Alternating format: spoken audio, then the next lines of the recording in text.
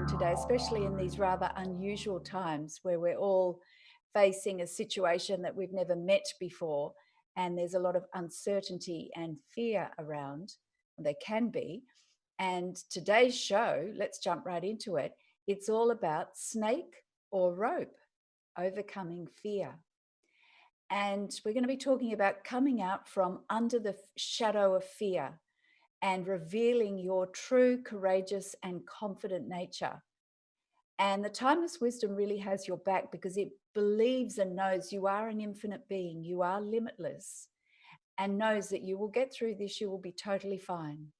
So I hope you're doing okay at the moment, but know that the timeless wisdom traditions, particularly the wisdom in Sanskrit, knows that you are strong, confident, and a limitless, infinite being, and you have such potential that you, if you dig into this and connect into this in yourself, you will be fine and you will get through this. And in fact, you will thrive and come out stronger and better for it. So let's look into the first section, which is the nature of fear, because I think that's what we need to address to begin with.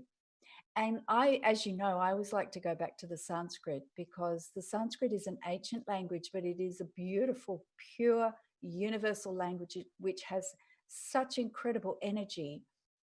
And the Sanskrit can really tell us so much and contains such wisdom that really helps us and lights the way through in whatever situation we find ourselves.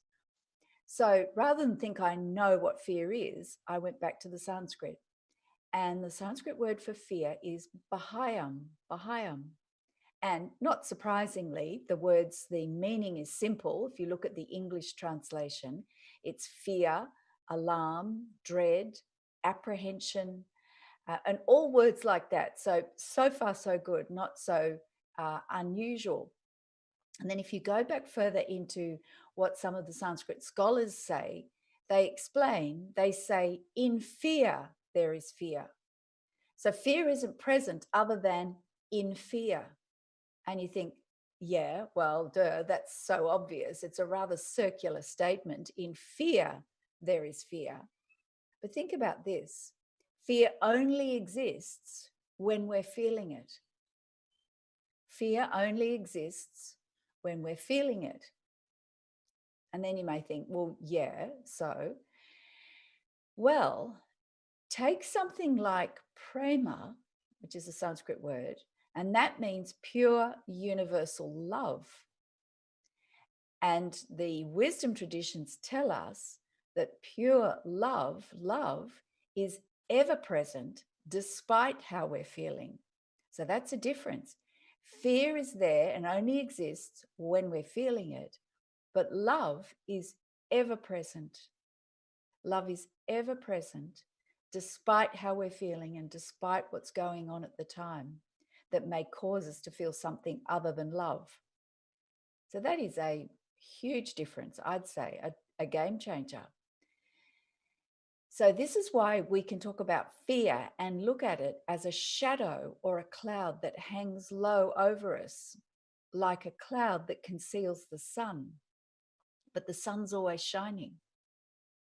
So love is like the sun, and fear is just like a cloud passing over. And remember that the word Sanskrita means pure and perfectly formed. So the wisdom that's in Sanskrit is pure and perfectly formed, and you can completely trust it, utterly trust it and have faith in it. So there's a beautiful story, and this is a very old story. It's from a teacher called Adi Shankara, and he was around in about 788 to 820 AD. So this is a long time ago. And this knowledge and wisdom was being talked about then, and it's relevant to us right now. So this is a very famous story called The Snake and the Rope, and it's in my book, actually. So once there was a person, and I've changed it to a young woman. Once there was a young woman walking along the road, and it was dusk, so it wasn't full bright sunlight of day, and it wasn't the darkness of night. It was dusk. So the sun's going down. You can just see enough to walk in front and not walk into trees and fall into holes on the ground. But you can't quite see all the detail. You can't see things absolutely clearly, but good enough. So she's walking along the road, and up ahead she sees this long thin thing on the road, and immediately her mind says, that's a snake. And instantly, once she realizes, well, once she thinks it's a snake, she starts, her heart starts pounding, she breaks into a sweat. She's terrified, she's full of fear, absolutely fearful, full of fear, frozen, paralyzed, standing on the road. What do I do? Because she's terrified of snakes.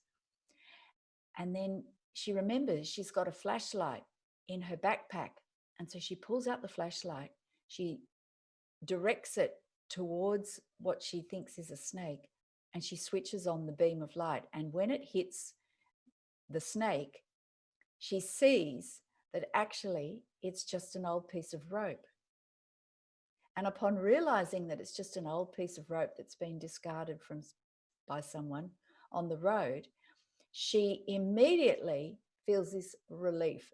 The fear dissolves, disappears, never existed. There it is. Ha, just an old piece of rope. What a funny thing. I thought it was a snake. Now I realize, in truth, it's actually a piece of rope. And that story has been around for centuries because it's teaching us about the nature of fear. So what's this story telling us? What's the issue this story is illustrating? Well, let me quote, and this is around quite a lot at the moment. This is a famous quote in an inauguration speech by Franklin Delano Roosevelt, FDR. And he said, "Let me assert my firm belief that the only thing we have to fear is fear itself. Nameless, unreasoning, unjustified terror, which paralyzes needed efforts to convert retreat into advance." So the famous bit there is, "Let me assert my firm belief that the only thing we have to fear is fear itself." So remember the Sanskrit Bahayam, in fear there is fear. And fear feeds upon itself. So there are two situations in our experience, and we use the same one word, fear, to describe two situations where we basically have the same feelings. So I'm going to look at this in a little bit more detail now. We have two situations. We only have one word in English to describe it, fear. But basically the feelings are the same for the two situations. And the two situations are the result of two different causes, and one is rational and one is irrational. So, and there is actually another kind of cause where it starts rational and kind of spins off into the realm of the irrational.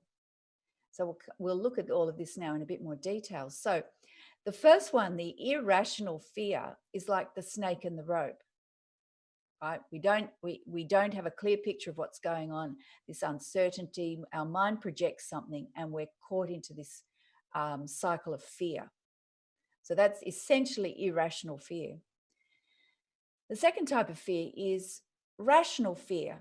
So if a tiger's running towards you and you experience the adrenaline-fueled instinctive survival response, and we call that fear as well, and we run, that is a rational fear. It's not unreasonable to behave like that. And also, if you're going to, do a public, go out and speak publicly, give some public speaking or perform something, you feel a certain adrenaline and nervousness. We call it fear or stage fright.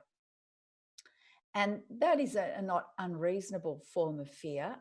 It's often related to the fact that you want to give your very best to your audience, and that's great and totally natural. So those sorts of fears are completely rational. And the current situation is understandable because there is a threat, but we don't know the details of it. It's when it spins off into the irrational that then we're in trouble. So we have these two types, which is the rational fear, like running from a tiger or going out and giving a speech when we're not accustomed to that sort of thing. And then there's the irrational, which is like the snake and the rope, mistaking one thing for another and be caught in this fear, which is a projection from our mind.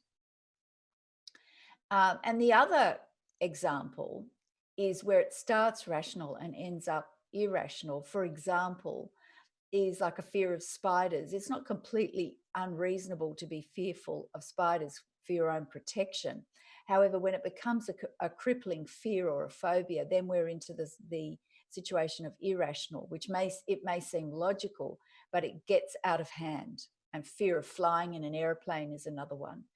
There are known risks about flying in an airplane, but um, by and large, millions of people do under normal circumstances, and you're fine. But some people just cannot fly, and that's where a so-called rational fear, as it were, ends up in the irrational.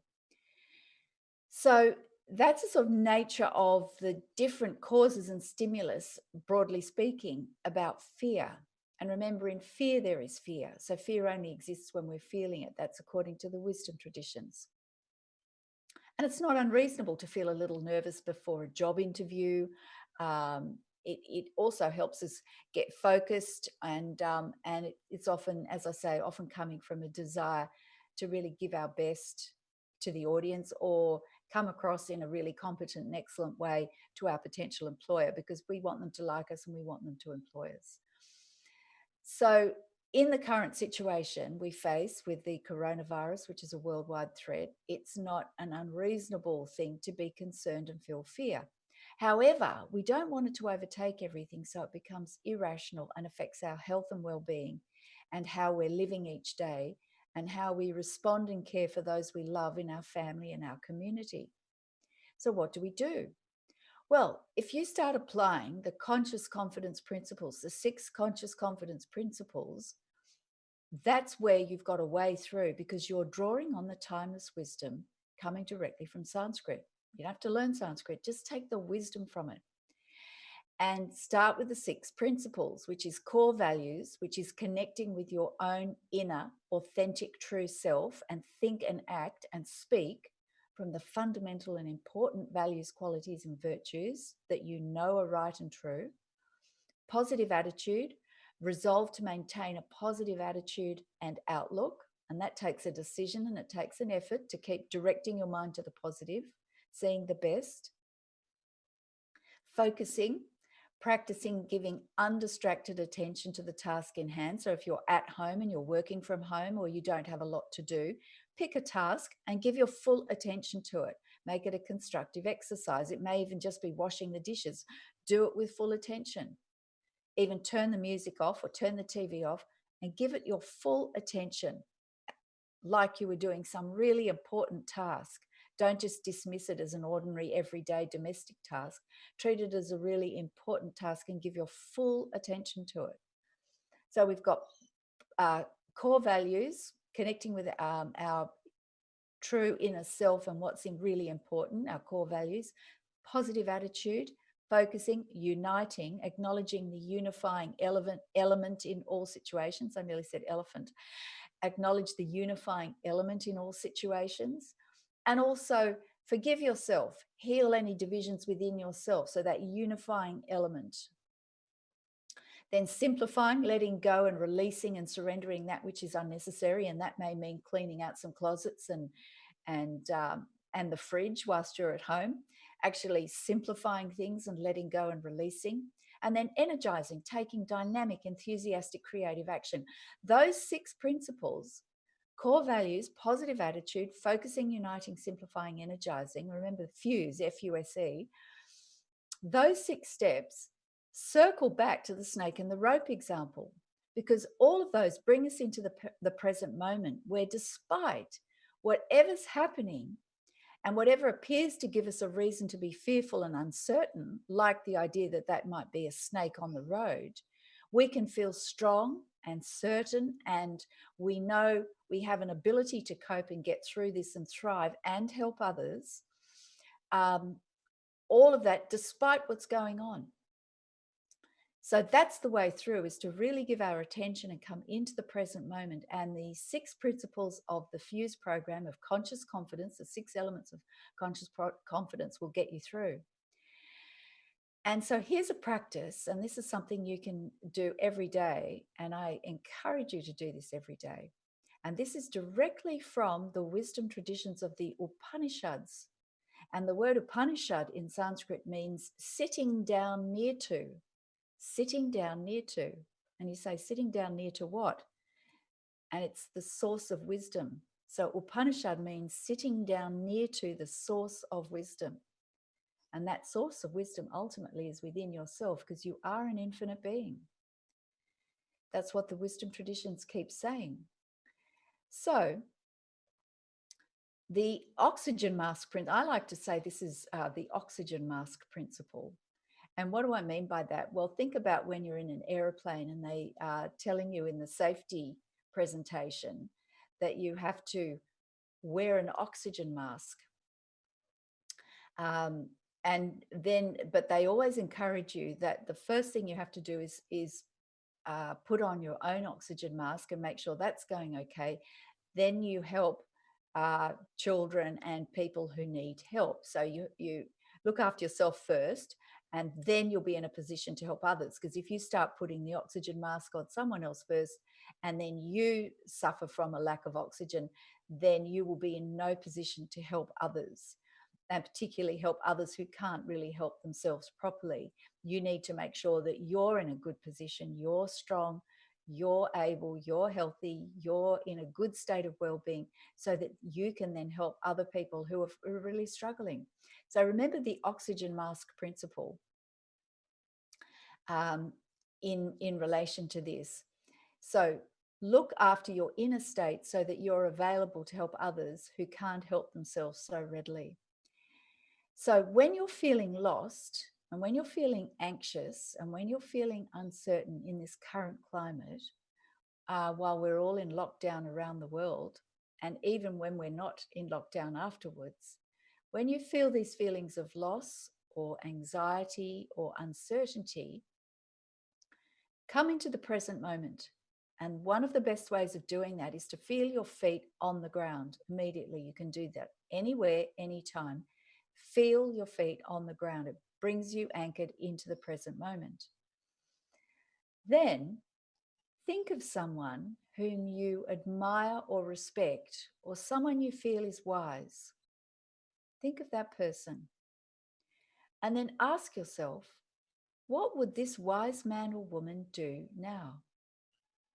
So come into the present moment, think of someone who's wise, and ask yourself, what would this wise man or woman do now? Do that right now. Let's come into the present moment, feel our feet on the floor,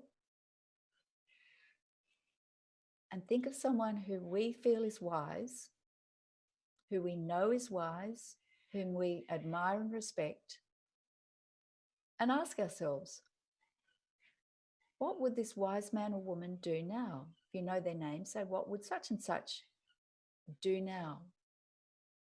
What would this person think now?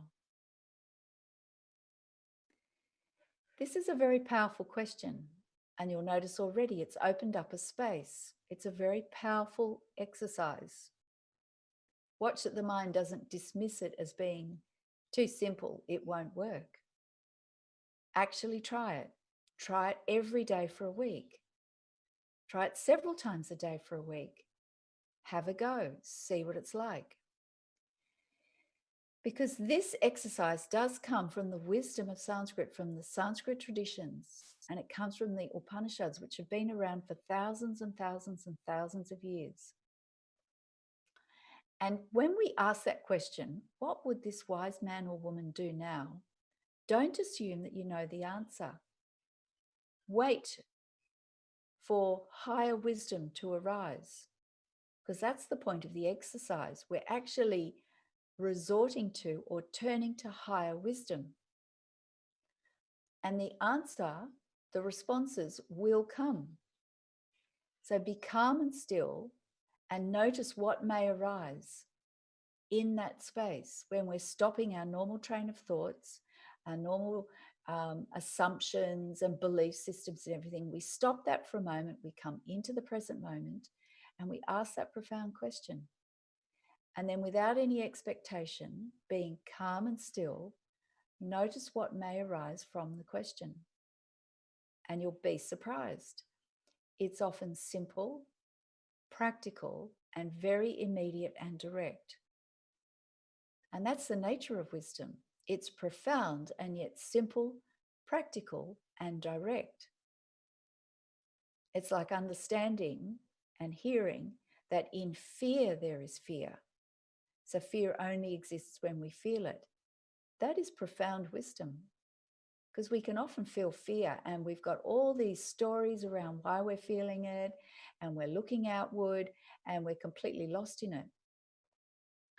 But in fear there is fear.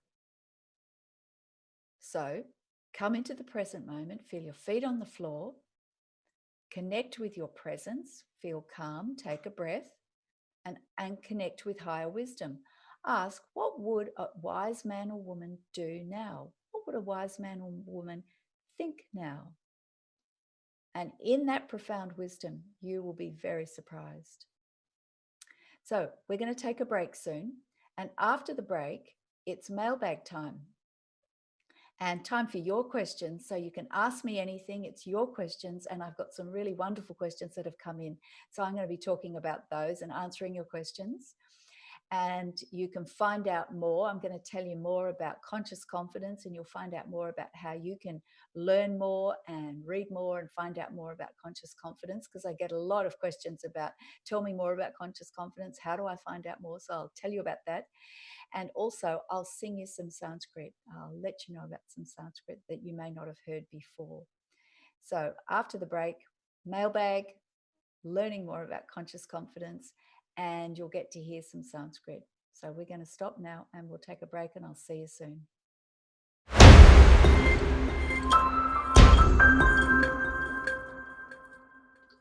Welcome back, everyone. Welcome to Conscious Confidence Radio with Sarah Main.